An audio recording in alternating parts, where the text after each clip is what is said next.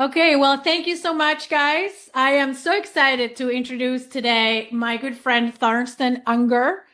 Thorsten is from Germany and he is an exited founder who has sold a company in Germany.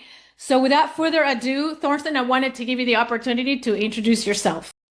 Yeah, Gabby, thank you very much for inviting me to the podcast. It's really a pleasure to be here and share some thoughts about selling a company, what kind of things I've done in the past, and what I will do in the future. Thorsten Unger, I'm from Viersen, western part of Germany, close to the Dutch border. I'm an entrepreneur running companies since 1999.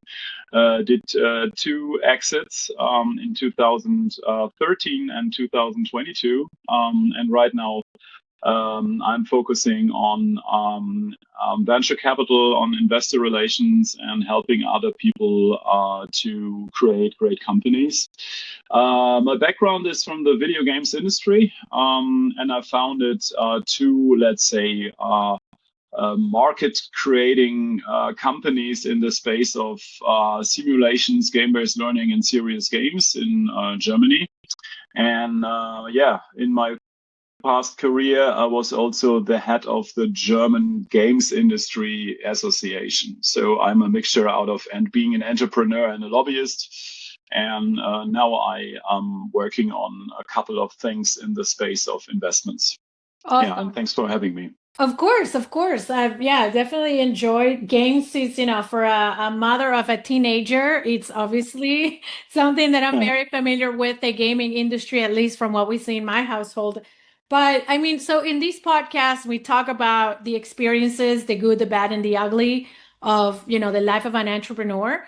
So can we talk maybe a little bit about the exit that you had in 2013?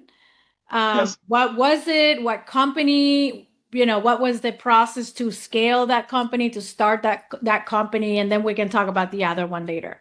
Actually, just to get concrete, it was exited in 2015. I left the Okay. company in 2013 when I got Okay. appointed being the CEO of the German Game Development Ah, Association. Yeah. So, and that was a process. Stepping out, my remained shareholders um, came to the conclusion that it might make sense after getting an offer from a large education company from Germany to sell the business. And of course, since I was not very interested in coming back, being the head of the Games Association, I agreed on what they came up with. So this company grew from a two-persons studio to I think 24 people business, not the biggest company in the world, but it was a sustainable and let's say very well-known company in the German market. And that was a process of a year or something. And in the end of the day, it went to a German educational publishing company. awesome. Yeah. So it was like an early exit. So before the actual company got sold, you exited your stake to go into the German, the head of the gaming Yes, I organization, made right? yes, Okay. yes, yeah, exactly. Yeah, yeah. Super. So any particular lessons or takeaways that you have from that, leaving early before the actual exit of the entire company or Yes, of course. I was. Let's say this is now 12 years ago, and of course I had also some conversations with the people I left behind. That is something I would never do again like this, because I did not felt like having that everybody is very happy with the outcome of it in the end of the day. I Yeah. see. So I was, let's say, one of the driving forces in the company, more or less responsible for the new business. And after leaving, of course, they have to solve a lot of issues to Mm, compensate this. And I would never do that again like that. Yeah. I see. Yeah, because I think at a certain point you must sit together and come to the conclusion with all of them in a whole. That is, I think, how I would do it now. And also maybe something with the second exit. Also, I would never stay at a company when I'm not 100% convinced with the company as a whole, and then the plan we all agreed on. And I would not do that again. But there's a good chance that it will never happen again, because my plan right now is not setting up companies to sell them, where I am in the CEO role. Right, right. And what is it like in Germany? I mean, most of our podcast listeners are here in the US and probably curious about what is it like to start a gaming company in Germany. And I'm going to play ignorance here. Is Germany like a big gaming hub in terms of the technology, or that's just where you landed in your career? What was your background to start? Like, gaming is such a specific, right, Yes, it is. industry. Yeah, that's absolutely true. No, I did my trainee and my studies in the circular economy, sustainability, waste management business. So it's totally different. But I was raised in the 80s and 90s, and there was a computer called Commodore Amiga, which was the gaming computer at that time, and I was very familiar with that. And I also organized people to do demonstrations and stuff. So there's a homebrew scene to do hackathons and stuff, and I was very deep into that. So there was always like some kind of a relation to the games industry all over the years. I'm a quite creative person, so I'm a musician, but also I did some programming on that computer at these days, and it was more or less doing something what you really like in a space where you have some experience because of being also as a teenager a programmer.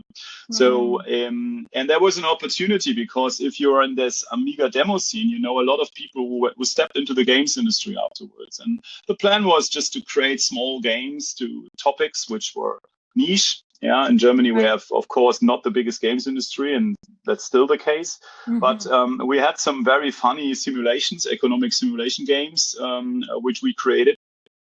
And that was the idea, just to make games where people have some hours where they enjoy playing it. But of course, this company was a very small studio in the beginning with 3 to 4 people. And that's how we get into that, because of the, let's say, teenage experience with this Commodore Amiga computer. That's awesome. Very simple. So it was in that particular device, just in those computers, where your games would be playing, or I guess downloaded. Like, I don't even know how it works. I just remember, like, if I think about, you mentioned the 80s and the 90s, I've seen back in the day, my brothers play Atari, Sega, all those, and then download games into the actual desktop. Prince of Persia, games like that. Yes.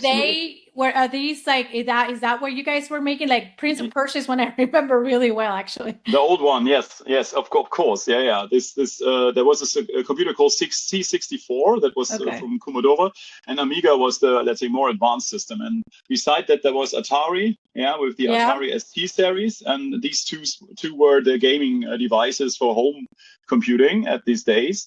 And of course, afterwards, the PC market, let's say in the middle 90s, the PC overtook that space. And our games we developed were not for this small computer. They were already for PC, and they were also CD-ROM based, DVD based, and also for download. So, but these were from 2003 to 2000, let's say 9, where I did a couple of video games with this company. But what we did, and that was quite unique for the German market, we saw that in the US and in Canada and in other countries in England, where the games industry was also much bigger than in Germany, also these days. We saw that people used video games to teach, for educational purpose. And this is where I thought of, okay, this is some kind of cool, not doing a game for the PC kids market, but doing it for, let's say, Mercedes-Benz or Vodafone or people like that. Yeah, BMW and Siemens, all the large German corporations, in order to train, for example. We did, for example, as one of the first projects, we did a hotel simulator to teach people the different roles in a hotel. And that was about to experience the different kind of jobs offered in the space of hotellerie and hospitality. And that was one of the first games we did in that space. And second was a simulator for a mobile phone shop. Yeah, where people had complaints and discussing selling goods and sales strategy, stuff like that. And then Mercedes-Benz came up I think 2009 already. And until I left the company half a year ago, they still worked for Mercedes-Benz, more or less. Yeah. And also the other company I founded, the client moved to that company after selling the other one because they were quite bound to my person. And there, for example, we explain new technologies like the EQ systems for electronic drive and electric drive and stuff like that. Yeah. So, yeah, that was more or less the story of this company. It converted from a game studio into an education publisher. And since we were the good guys in the games industry, in Germany, we had a large discussion about this shooting games. Yeah. You in the US, you have more of these mass shootings. In Germany, it's quite seldom that someone with a shotgun runs into a school and shoots kids. We had this 3 times in the last 25 years, maybe. Yeah. But one of these shootings will happen with a guy who said he trained that with Counter-Strike. At that days, there was a lot of political discussions here. Should these games be forbidden in Germany and Europe? And because I did all these learning games and everybody was very, let's say, impressed by, let's say, learning games, that you can use game technology for a good purpose, the Liberal Party of the German government at that time approached me to be some kind of an expert for an enquete committee here at the Deutsche Bundestag, at our government. And they asked me to join this committee, and I was a member of this committee for a couple of time. And by this, I made a lot of, let's say, contacts with politicians in Germany. And by this, of course, I was very close to the German government, to some kind of, let's say, foundations and parties and everything. So in the end of the day, the German Game Developer Association approached me if I want to be their chief lobbyist for political affairs for the German games industry. And that is where I said, okay, this could be a once of a lifetime opportunity, because it's quite interesting to hang around with the government and discuss about the future of the industry. So I decided to leave. And afterwards, the colleagues came to the conclusion that it's better to close the company and sell it. Yeah. And just to not to close it, just to sell it to a second party. And that's why this sale happened, more or less. Yeah. Yeah, you touched on a lot of really, really good and interesting points that I want to follow up on. But the one that actually resonated with me the most is this shooting that goes on. And I think some ethical and moral obligations, at least as a mom, that the gaming companies should have in terms of what they put in front of the children.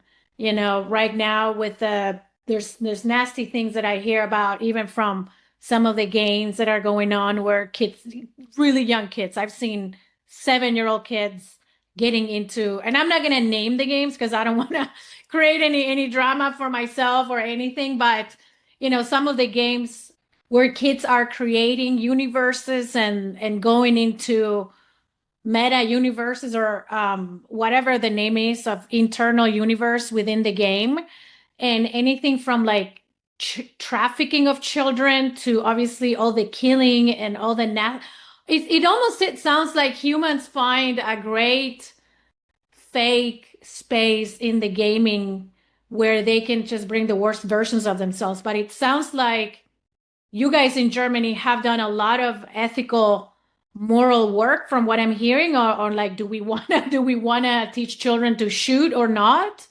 That's like, such a touchy thing. My take as a mother of 2 teenagers is that there's no reason to have those aggressive games where kids can pretend to kill others. It's just for me, I just don't see why we should have that. Well, we're trying to combat the evil of the world. On one hand, we're trying to do that. On the other hand, we're giving these fake universes where kids can go and shoot as many people and the blood is showing. It's just terrible. Yeah. Yeah, absolutely. Somehow, people in the games industry compare these shooting games with playing cops and criminals, in real life, like a role play game, something like that. Right. So that is nothing really new. It's interesting to discuss this with people from the US, having your second amendments where everybody can run around with a weapon, which we do find in Europe quite strange. Because the statistics tell a story that the more weapons, the more people with, let's say, some problems are, not able to keep their weapons silent. So it's from the distance, it's a little curious. Of course, the games industry itself, the more realistic it is, the more you can sell it. Of course, it is also adult entertainment somehow, so I do not have a problem with these games in general. But of course, in Germany we have a use protection system. You have it in the US as well. So normally you would say there's a rating agency. I was responsible in Germany for the German rating system, at being the CEO of the association, because it is some kind of a self-regulation system in Germany. Still, it is always still. You have PEGI, I guess it's called PEGI in the US, and we have a system called USK. And normally this would work out because people are rating the games and they do some kind of a recommendation. And normally the stores should not sell these products to kids. And the online distribution, same. And also, if you look onto video content, same. Like Amazon Prime or Netflix, they all have use protection systems inside. So there's nothing. This is there are some regulations. But of course, what my problem with the games industry at that time was, violence is regulated somehow. So if you are, let's say, parents who do have a responsible for their kids, you should not let them play these games. Right. The major issue I have with the video games industry, and that was one of the reasons why I left 2016 being the CEO of the association, was free to play, to be honest. This play to win, these constellations where you have to do microtransactions in order to buy small goods, in order to have a better, let's say, a possibility to win the game. And this is pretty, from my point of view, at least, I'm not in the games industry, so I must not be very diplomatic here. This is critical somehow, because you're generating the games not by having the best gaming experience. You create the games by having the most profit. And that is somehow an ethical discussion. And I want to have video games which are treating the clients fairly. It's not like getting as much money out of someone.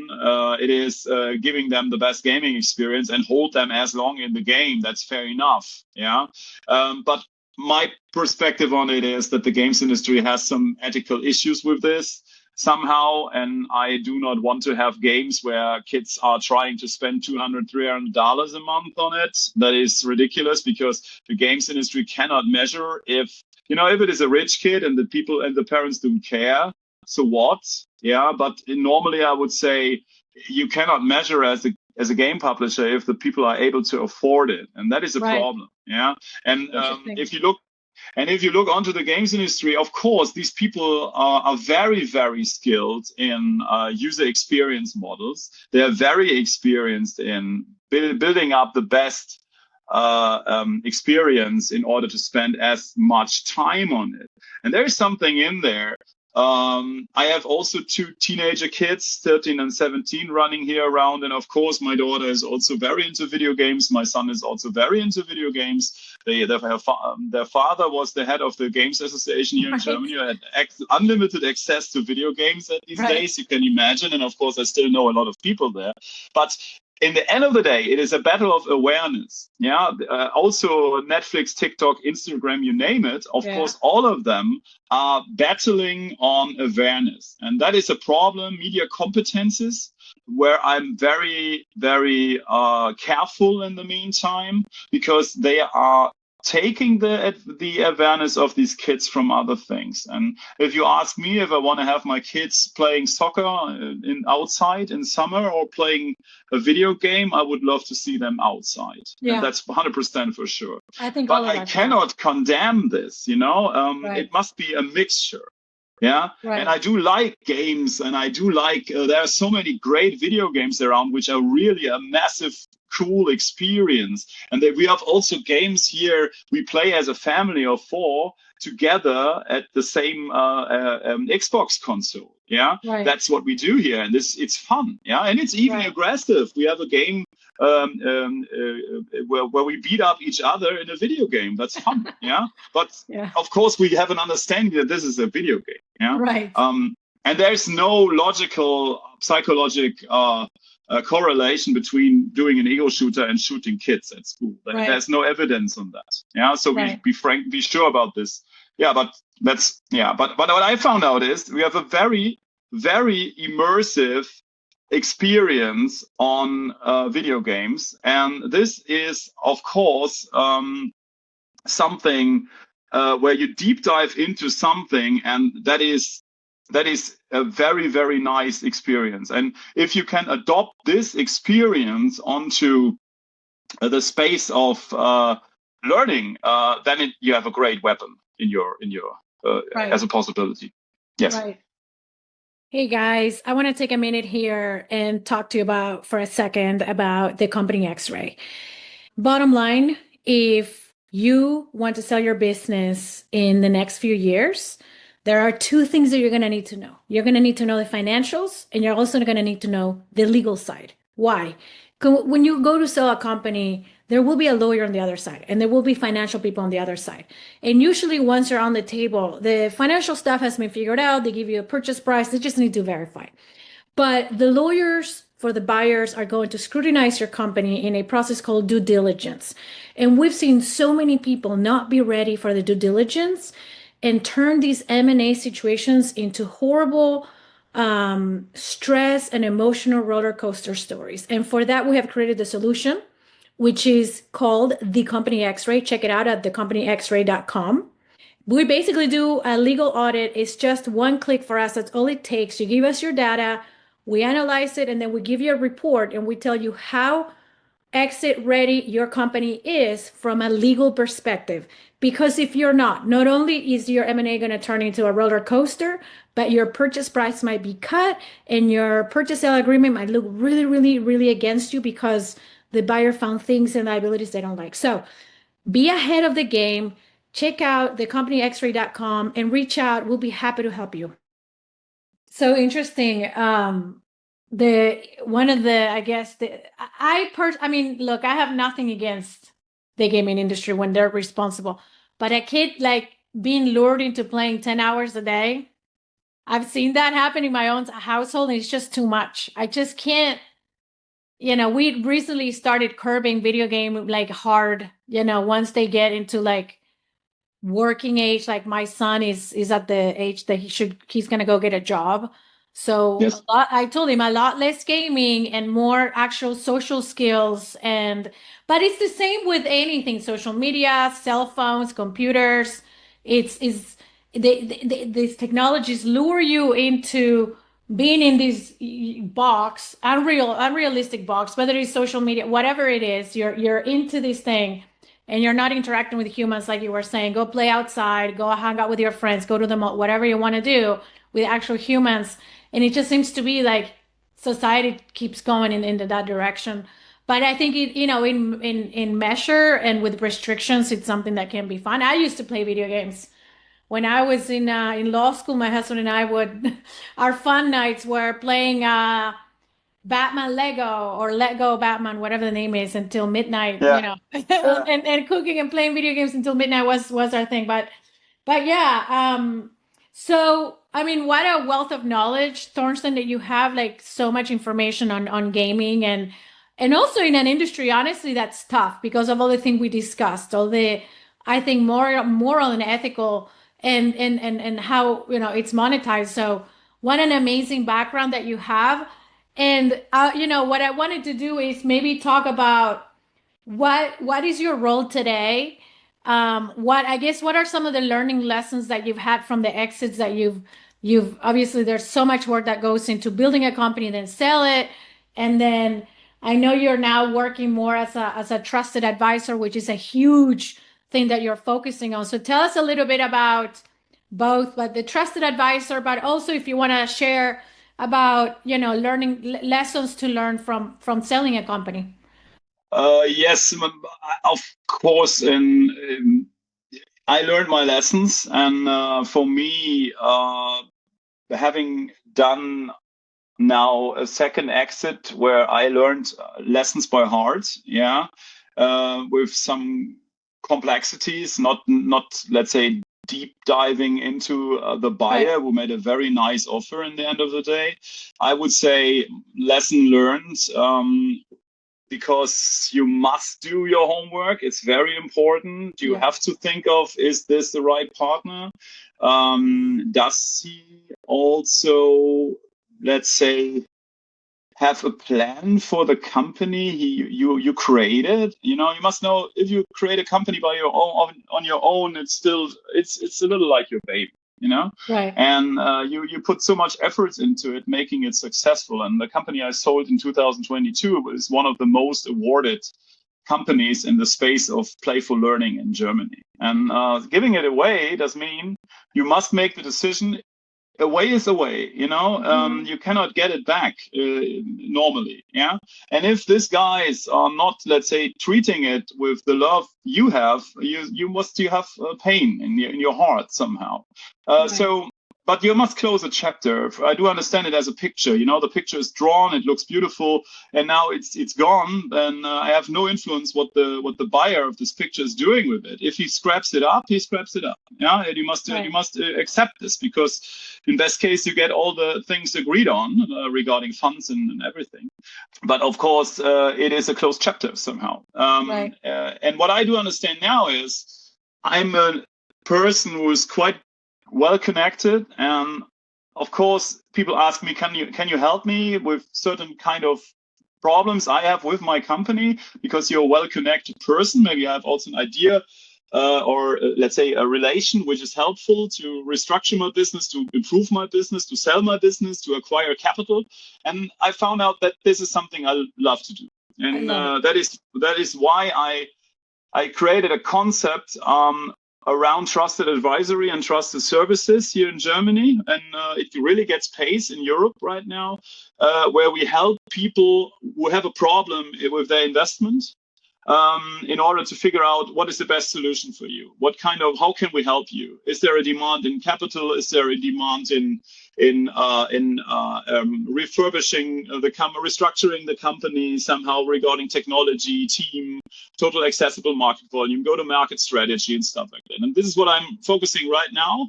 Yeah, finding companies where I can help with my network, and we call it Texentium Trusted Advisors. It's a network approach where we help people, but also we help not only with, let's say, knowledge and network. We also help to find the right investors, the right buyers, the right also potentially we consult people who want to sell their business. Yeah. And this is what what I really love to do, because I'm a value driven person. I do want to have sustainable business, and my learning is really to find out with whom you are talking, and what is a suitable relationship which lasts also after a transaction. And Right. that is where you must be very careful, and that is why I'm running this company now. I love it, and congratulations on that. I think that's one of the best roles for somebody who has exited a company to then turn around and create a framework to help other people that want to exit or grow. Because something that so many founders learn after, during and after their first sale is that it takes a lot of work before, because creating a valuable company gets you to maybe have a few buyers interested in you, but creating a company that will command top value and command the future that you want and all of that takes, it's really 100% a holistic approach from every angle. In my view, it's a psychology aspect to it. There's a finance aspect, there's the legal aspect, and there's the human capital, the human, do we like each other? Are you a good person, to where your buyer? It's an entire approach that my experience, most founders that are self-made miss. And it takes into, yeah, for me, it's like the years before, the during the transaction, and the years after, you have to be able to map really how you want this to happen. Most Yes. founders come to the table waiting for life to happen to them. As I tell my children, don't wait for life to happen to you. Go and find and create the space that you need to go where you want to go, to take the path that you want. I had we had one of our podcast guests with Skip. He had he found out he should have been doing valuations of his company way before he was ready to sell, to make Yes. sure. So everybody, all the co-founders had the same number in mind in case one of them exited earlier. And so there's just so much. So the role of the trusted advisor and being able to guide the first time founder who's going to sell for the first time, that's so much, so valuable. That's huge. Yes, and I think people should plan this. Yeah, they should not run into that. Of course, sometimes an offer comes unforeseen. Yeah, I do see in this.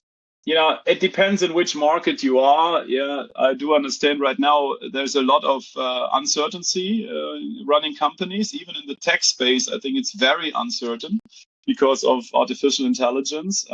You really must eye the market. It's very important. I only can recommend from my standpoint, looking onto tech companies every day, that you must monitor the market. You must be very careful. You cannot be sure that everything moves forward as it is. Yeah, there's so much, let's say, disruptive technology going on. And if you want to sell a business, you must be very aware of to find the right, let's say, moment to sell it.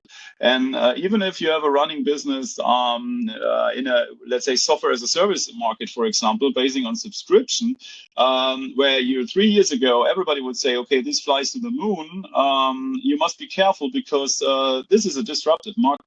So you must be very sure. And I think it makes sense if you have a company you want to sell, to do, let's say, at least monthly, quarterly meetings in order. What is the next strategy? Is there a path we can go for? Is there? You should eye on your competitors. You should define strategic purchases for the company. Yeah, because it is a very complex market situation in some spaces. Yeah, that's why my last investment I did was in Vietnamese street food. Yeah, and that has a reason, because I do like fast-moving consumer goods in food, because people have to eat all the time. That is, let's say, very, very not very far away from artificial intelligence, to be honest, and to disrupt the technologies. But you can adopt these technologies. In the end of the day, you're selling food. Yeah, so it's really something which you have to eye careful. That's interesting. I love it, Thorsten. Well, thank you so much. Yeah, I think we've touched on most of the points that, and I think that the wealth of knowledge that you bring. Just to close, is there any advice or anything you would give to the listeners, maybe more about the German tech space, or anything you want to leave as a thought? Oh, I would say, don't forget Europe from the US side. I do like some things going on here right now, because people do understand that we need to invest into technical spaces. So I think there are a lot of opportunities here over the pond. In general, be very professional. Yeah, the times of people set up a company in a garage. You do not need that much stuff in the future because of AI, but you must have a very professional approach. The competitors are very, let's say, professional. So my suggestion and my let's say advice would be, plan your next steps wisely. Use experts. Use AI, and move forward with an open eye, and don't trust too much on the situation where it is right now. You must eye how the situation would be in the next 2 years. And that's very important, I think. I'm amazing. Well, thank you, Thorsten. I really enjoyed talking with you. Thank you very much. Thanks.